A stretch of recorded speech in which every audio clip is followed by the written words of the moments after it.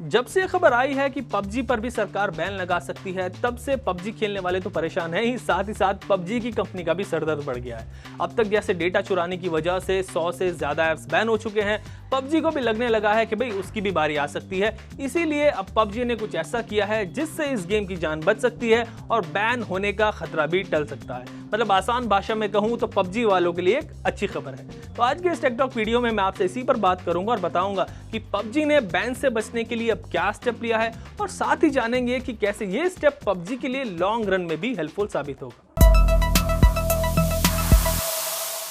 Actually पिछले महीने 59 Chinese apps को बैन करने के बाद गवर्नमेंट ने अब दूसरे 47 ऐप्स को भी इंडिया से बाहर का रास्ता दिखा दिया है, और ऐसा करके अब तक 106 ऐप्स बैन हो चुके हैं। और कहा जा रहा है कि असली पिक्चर तो अभी बाकी है, क्योंकि गवर्नमेंट के रडार पर 200 से ज्यादा और ऐप्स हैं और उनमें पबजी का नाम भी शामिल है। तो जब से पता चला है तो पबजी वाले परेशान हैं और बस दुआ कर रहे हैं कि कैसे भी करके यार ये गेम बच जाए। और पबजी वालों को तो छोड़िए, कंपनी की भी हालत खराब हो चली है। तो इस डर से कि कहीं गवर्नमेंट इस गेम को भी बैन ना कर दे, पबजी ने एक मेजर स्टेप लिया है और अपने प्लेटफॉर्म पर कुछ चेंजेस किए हैं। और ये चेंजेस हैं इस गेम की प्राइवेसी पॉलिसी। प्राइवेसी पॉलिसी क्या होती है, इसे आप आसान भाषा में ऐसे समझें कि कोई ऐप आपका कितना डेटा एक्सेस करता है, क्या क्या परमिशंस आपसे लेता है, ये सब कुछ प्राइवेसी पॉलिसी में मेंशन होता है। हालांकि हम लोग इस पर अक्सर ध्यान नहीं देते, पर ये इंपॉर्टेंट है। चलिए अब जानते हैं कि पबजी ने अपनी प्राइवेसी पॉलिसी में क्या चेंजेस किए हैं और कैसे ये इस गेम के लिए फायदेमंद साबित होंगे। तो रिवाइज प्राइवेसी पॉलिसी में पबजी ने कहा है कि इंडियन यूजर्स के लिए जो उसके सर्वर्स हैं वो इंडिया में ही हैं, और वो इन्हीं सर्वर्स पर इंडियन यूजर्स के डेटा को स्टोर करेगा।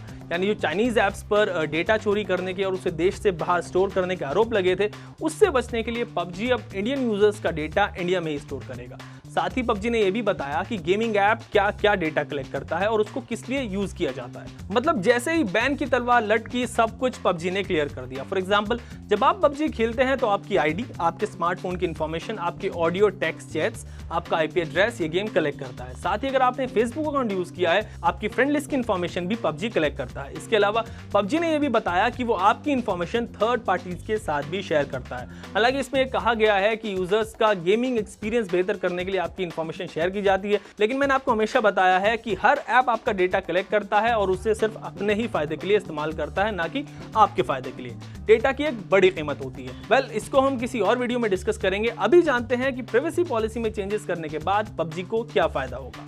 वेल, सबसे बड़ा फायदा तो यही होगा कि पबजी इंडिया में बैन होने से बच सकता है। आपको याद होगा कि जितने भी चाइनीज ऐप्स बैन किए गए हैं वो आपका और हमारा डेटा चुराते थे और उसे देश से बाहर भेजते थे। इससे देश की जो सुरक्षा है उसको खतरा हो सकता था। लेकिन अब जब पबजी इंडियन यूजर्स के डेटा को इंडिया में ही स्टोर करेगा या फिर कर रहा है, तो हो सकता है कि ये बैन से बच जाए।